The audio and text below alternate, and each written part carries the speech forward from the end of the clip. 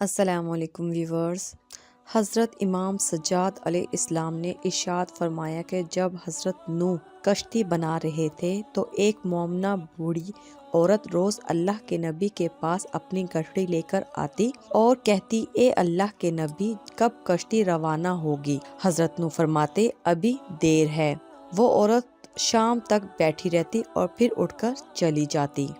ایک دن حضرت نوح نے فرمایا کہ اے عورت، جب جانا ہوا تو تمہیں بتا دیا جائے گا۔ یہ عورت واپس چلی گئی اور انتظار کرنے لگی کہ کب نوح بلائیں گے۔ اس دوران عذاب آ گیا اور کشتی روانہ ہو گئی، لیکن حضرت نوح علیہ السلام نے اس عورت کو نہ بلایا۔ ظاہری طور پر نوح کو اس کو بلانا بھلا دیا گیا۔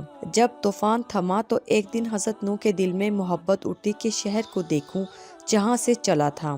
وہاں آئے اور قریب جا کر دیکھا تو ایک جھونپڑی میں دیا جل رہا تھا۔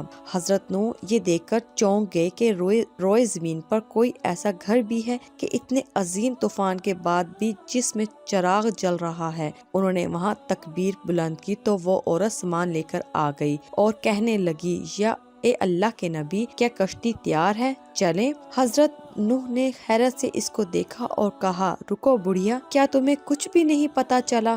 وہ کہنے لگی، اے اللہ کے نبی، کیا نہیں پتا چلا؟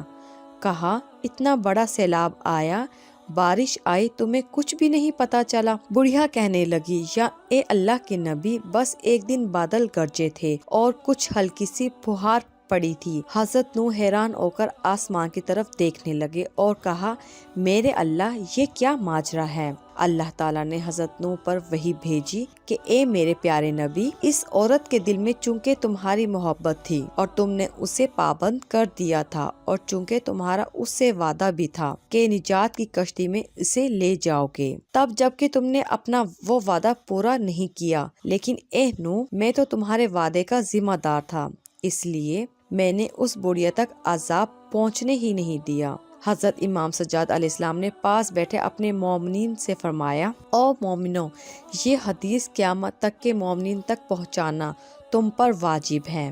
انہیں بتا دو کہ جس نے ہم سے محبت کی، قیامت کا عذاب ضرور آئے گا، لیکن جسے اس بڑھیا کو پتہ نہیں چلا، ہمارے مومنوں کو بھی پتہ نہیں چلے گا کہ کب قیامت آئی اور کب چلی گئی۔